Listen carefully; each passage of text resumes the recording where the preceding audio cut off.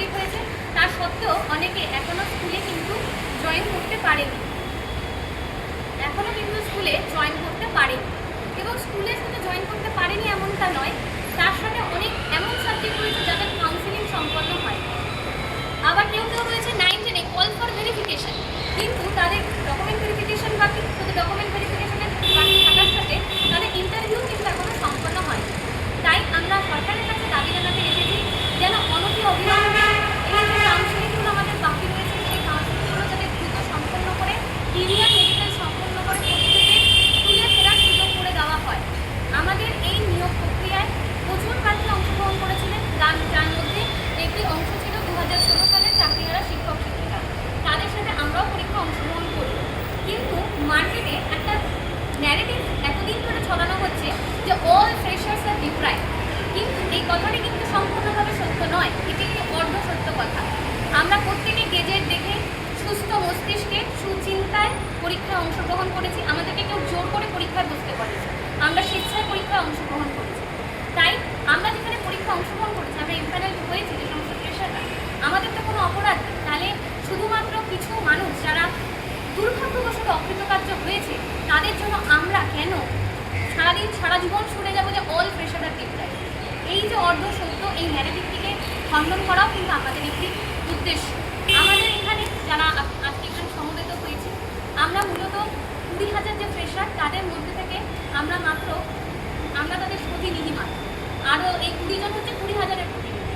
আর এই যে আমাদের প্রতিনিধি আমরা যারা এসেছি, আমরা শুধু সরকারের কাছে বার্তা পৌঁছে দিতে চাই, এই নিয়োগকে সম্পন্ন করে আমাদের স্কুলগুলোকে বাঁচানো হোক, বাংলার শিক্ষা ব্যবস্থাকে বাঁচানো হোক, একটা শিশুর কাছ থেকে যেন তার শিক্ষার অধিকারকে কোনোভাবে কেউ ফিরে না নেয়। স্কুলগুলোর অবস্থা পুরো কঙ্কালসার করে দিয়েছে আগের যে রাজ্য সরকার। আমাদের এই স্কুলগুলোকে বাঁচাতে হবে। স্কুলের বাচ্চাগুলোর অবস্থা ভীষণ পরিমাণে খারাপ, আসছে যাচ্ছে, মিড ডে মিল খাচ্ছে, বাড়ি চলে যাচ্ছে, পড়াশোনার কোনো ইনফ্রাস্ট্রাকচার নেই, সিলেবাসে একদম দফা করে দিয়েছে আগের সরকার। আমরা ভীষণভাবে এর তীব্র বিরোধিতা করছি এবং বর্তমান সরকারের কাছে আমরা বড়জোরে মিনতি করছি, আমরা আর্জি জানাচ্ছি যেন এসএসসি 2025 নিয়োগ 31 আগস্টের মধ্যে সম্পূর্ণ করা হয়। অলরেডি কিন্তু আমাদের প্যানেলের মেয়াদ কিন্তু চালু হয়েছে, অনেকের রেকমেন্ডেশন লেটারের 90 দিনের ভ্যালিডিটি শেষ হয়ে যেতে চলেছে, এরপরে হয়তো আরও অন্যান্য আইনি জটিলতা এর ফলে আসতে পারে। ওয়েটিংয়েও আমাদের প্রচুর ফ্রেশার ক্যান্ডিডেট রয়েছে, যোগ্য ক্যান্ডিডেট রয়েছে, হয়তো সেই ফ্রেশার ক্যান্ডিডেটগুলোকে ওয়েটিংয়ের মাধ্যমে সিট পূরণ করার জন্য দেখা হবে তাদেরকে। যদি ফার্স্ট কাউন্সিলিংয়ে যদি সময় মতো শেষ না হয়, তাহলে ওই যে সেকেন্ড কাউন্সিলিং বা থার্ড কাউন্সিলিংয়ে যে ওয়েটিং ফ্রেশারকে চাকরি পাবে, পরবর্তীতে তাকে আবার সেই 2016 এক্সপায়ারি প্যানেলের নামও একটা কালো দাগ তার গায়ে ছিটিয়ে দেওয়া হবে।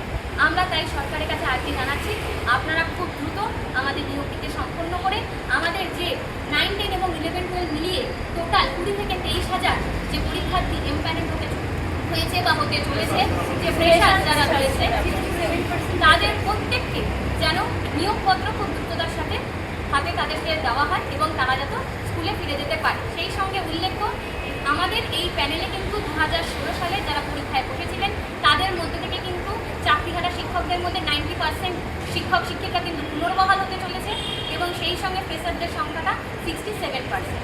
তাই সরকার যেন আমাদের দিক থেকে একটু বিবেচনার সহিত দেখেন, সহানুভূতির সাথে দেখেন, তাহলে আমরা সরকারের কাছে কৃতজ্ঞ থাকবো এবং বাধিত থাকবো। এটুকু বলেই আমরা আজকে আমাদের তরফ থেকে এই ব্রিফিং শেষ করব।